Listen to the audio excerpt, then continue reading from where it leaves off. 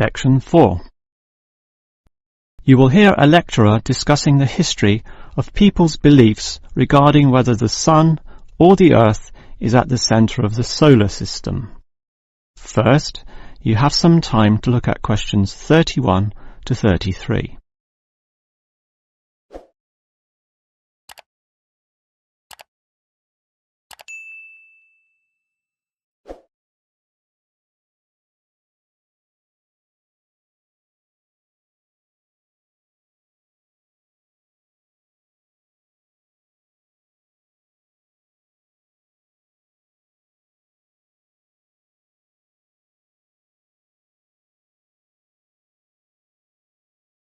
Now listen carefully and answer questions 31 to 33.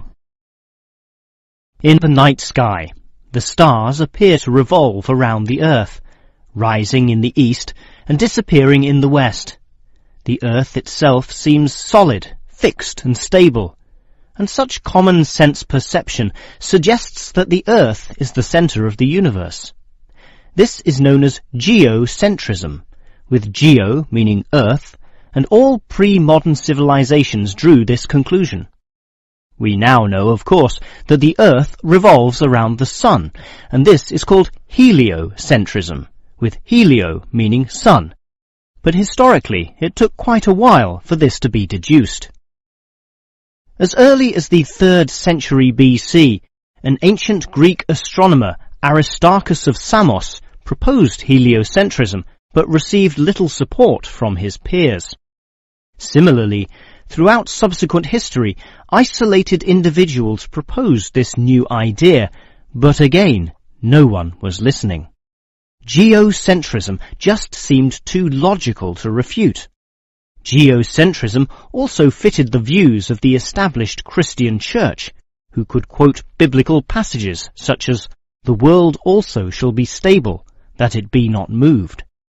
Those who dared disagree were subject to accusations of heresy, often with dire punishments to follow.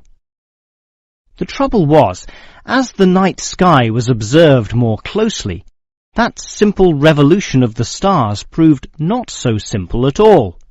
In relation to the other stars, some steadily wandered in given directions, then sometimes reversed for months, and disappeared altogether.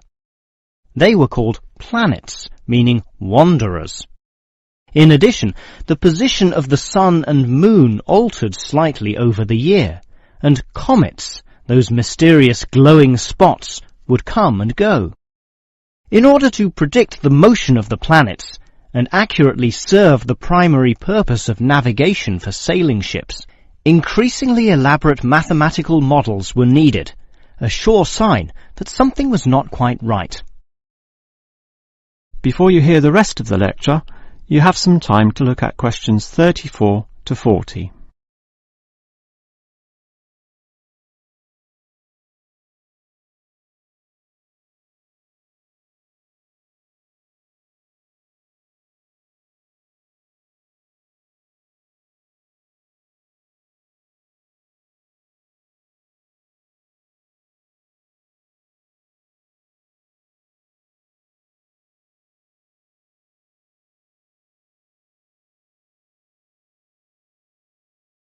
Now listen and answer questions 34 to 40.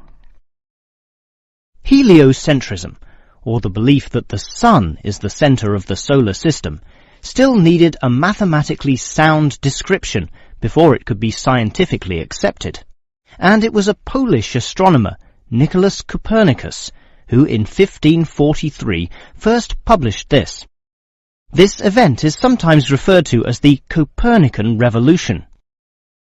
Copernicus himself certainly feared the consequences of his proof, knowing full well it might invoke the anger of the established church. Probably for this reason, he waited until the last year of his life, when he was sick and dying, to release his findings. In addition, the preface of the book, written by a respected member of the church, stated that the model was not necessarily correct. As a result of this, there was no revolution whatsoever. In fact, the book received scant attention in the subsequent decades, apart from a few irate clergymen who angrily dismissed the whole scheme as irrelevant. Yet the following generations of astronomers did not always fare so well. The Italian scientist Galileo got into trouble, as did a fellow Italian with the surname Bruno, Giordano Bruno, who was burnt at the stake. Yet ultimately nothing could slow the spread of heliocentrism across Europe. It formed the basis of Isaac Newton's great work on the motion of the planets, a work which implied that even the sun, around which the Earth circled, was itself in motion around a common centre of gravity. No discourse about heliocentrism could finish without mentioning that, somewhat unbelievably, there still exist those today who choose to believe that the Earth is the centre of the universe. Modern geocentrism is usually the result of literal interpretations of the Bible, which is the cornerstone of these people's beliefs. They, therefore, also believe in creationism, that is, that a God created everything, and while we may smile at this, it is sobering to consider that surveys have revealed that up to 10% of British people, 12% of Europeans, 20% of the USA, and 25% of the Middle East still hold the belief that the sun revolves around the Earth. One can only wonder what Copernicus would have thought of this. That is the end of section 4. You now have half a minute to check your answers.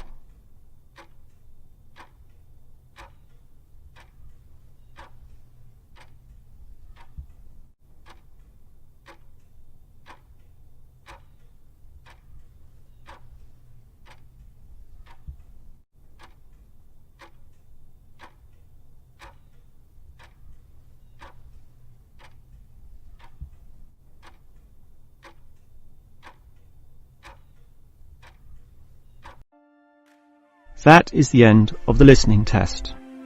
In the real Ielts test, you would now have 10 minutes to transfer your answers to the answer sheet.